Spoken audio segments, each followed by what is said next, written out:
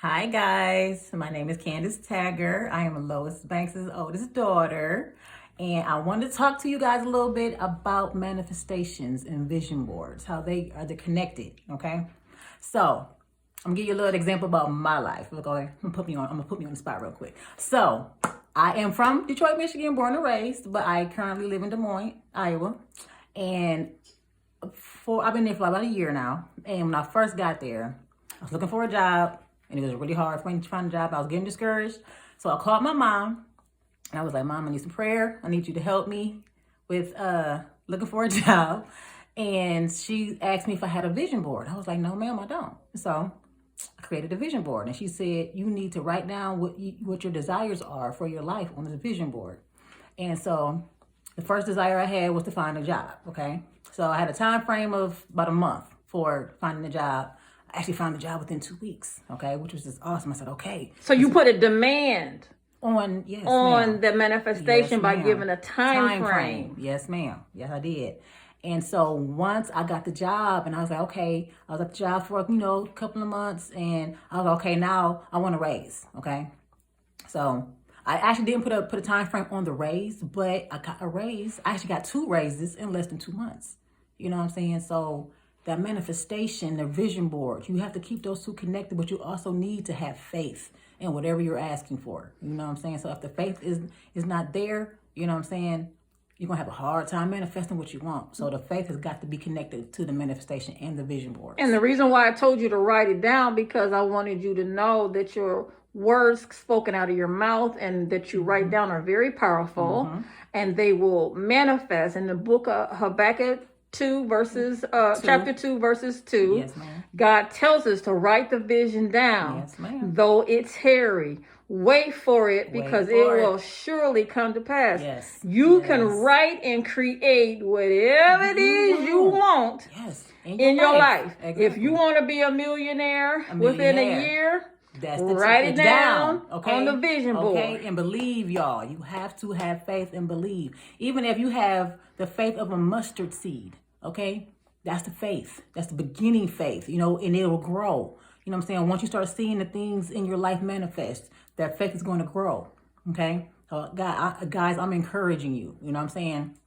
There have been times in my life where, I know God was in control. You know what I'm saying? I know that God was, doing the things I was asking for. Now, all your life, I've been teaching you how to manifest. Ever since you were a young girl, I've been teaching you to watch what comes out your mouth, because whatever it is you say is going to happen. Yeah. I've been teaching you to write stuff down. Yes, and ma'am. So you grew into all of that knowledge, and now you're walking in it. And I'm walking in it. It's manifesting it. Like I said, manifestation, vision, faith. Those are all connected. You have to have all those in order for you to manifest what you want in your life. Anything is possible for you.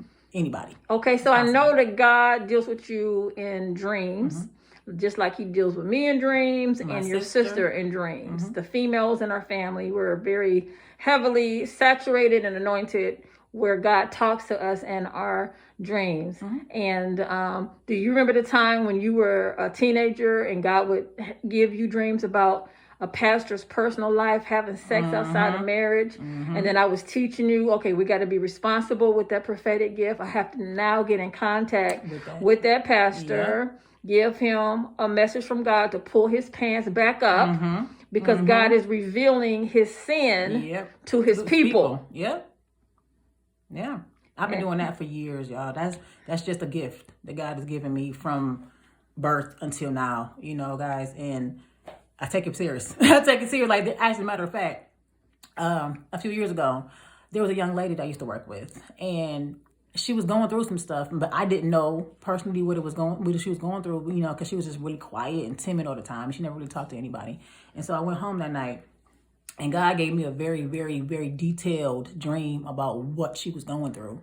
And the next day when I saw her at work, we were at lunch, and I sat down with her and I was talking to her, and I was telling her, I know what you're going through, and she was so surprised that I was able to give detail of what she was going through. And guys, she was being physically abused in the worst ways possible.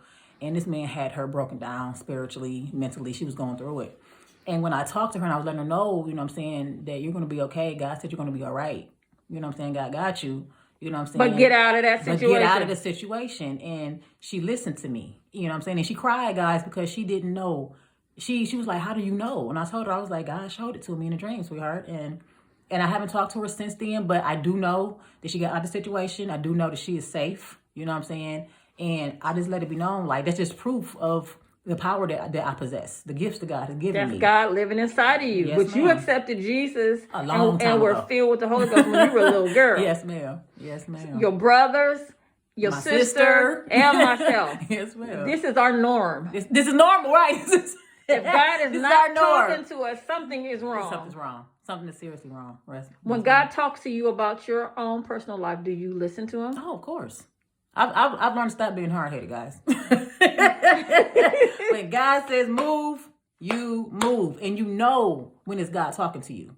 There's no mistake in that voice. There's no mistake in that feeling that you get in your gut. You know what I'm saying? When you know it's God talking to you.